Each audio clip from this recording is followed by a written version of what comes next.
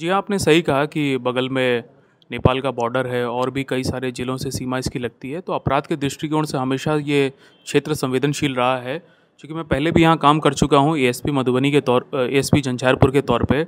बहुत अच्छी यादें यहाँ से जुड़ी हुई हैं, यहाँ के लोगों से, यहाँ की धरती से मैंने बहुत कुछ सीखा है, जो कि आगे हमारे जो पुलिसिंग का करियर है उसमें बहुत मददगार साबित हुआ। तो इस एक्सपीरियंस को हम लोग भरपूर यहाँ पे इस्तेमाल करेंगे और एक अच्छी पुलिसिंग देने की यहाँ हमारी पूरी टीम कोशिश करेगी। हमरा संगे एखन मधुबनी के नवका पुलिस कप्तान छथि, बहुत बहुत स्वागत। और मिथिला खासकर मधुबनी हिनका लेल नया नहीं छनि, एहिसँ पहिले एसपी के एहिठाम सेवा दऽ चुकल छथिन झंझारपुर में, तो एहि जिला से बहुत हद तक जे छै से परिचित छथि। बहुत बहुत स्वागत अपने मधुबनी जिला में पुनः एक बेर।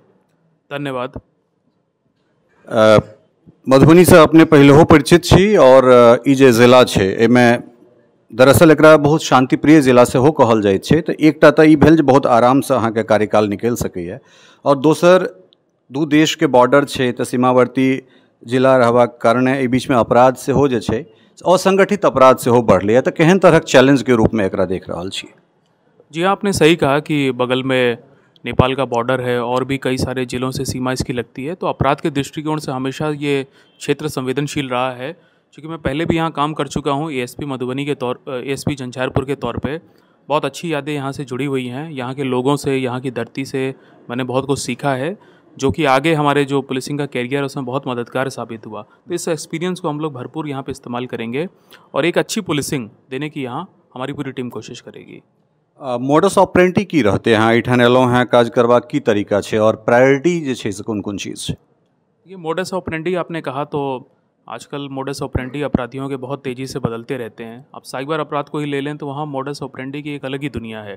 प्रायोरिटी को लेके आपने पूछा तो मैं ये ज़रूर कहना चाहूँगा कि क्राइम प्रिवेंशन हमारी सबसे बड़ी प्रायोरिटी रहेगी।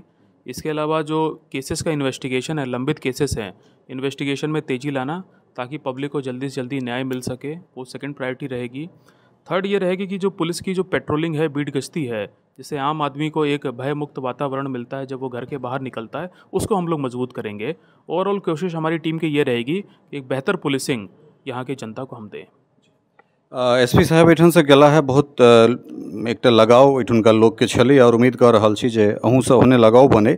लेकिन बीच बीच में पुलिसिंग जे छै ने से निचला स्तर पर समाज और पुलिसिंग में कनेक एक रति डिफरेंस आबि रहल छै, जाहिसँ पुलिस ई जे हेबाक चाही जे पुलिस आदमी के लेल छै ओ विश्वास कनेक डगमगा रहल छै। तो उम्मीद करै छी जे अहाँके कार्यकाल में वो चीज़ नहीं हेतै।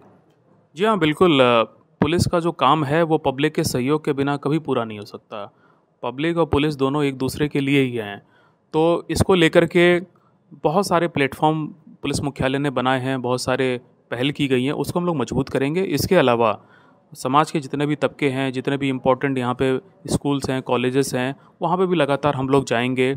और जो सबसे बड़ी चीज़ है, जो यहाँ पब्लिक आती है आवेदन लेके, मेरी पर्सनली ये कोशिश रहेगी कि सबके आवेदन पे सुनवाई और जो कार्रवाई है वो जल्द से जल्द हो। इससे बहुत मदद मिलती है आम जनता में पुलिस का जो विश्वास है उसको बढ़ाने में। बहुत बहुत स्वागत और मंगल कामना। धन्यवाद। तो ई छला है योगेंद्र कुमार जे कहलथि है जे क्राइम के कम केनाइ हमर पहिल प्राथमिकता रहत और लोक से जे संपर्क छै पुलिस के ओकरा यथावत बना कऽ रखनाइ। देखै छियनि हिनकर कार्यकाल केहन रहै छनि, मीडिया के सहयोग भेटबे करतनि और हिनको से जे छै से समाज अपेक्षा करतै जे क्राइम मुक्त ई जगह बने और हिनकर कार्यकाल बहुत सुंदर से बीतनि। बहुत बहुत धन्यवाद, नमस्कार। टफकॉन XT 600 HCR TMT रीवा। पहले भी बोला था, अगर घर को बनाना है एक्स्ट्रा टफ तो आप भी दिखा सकते हैं अपनी हीरोपंती टफकॉन XT के साथ।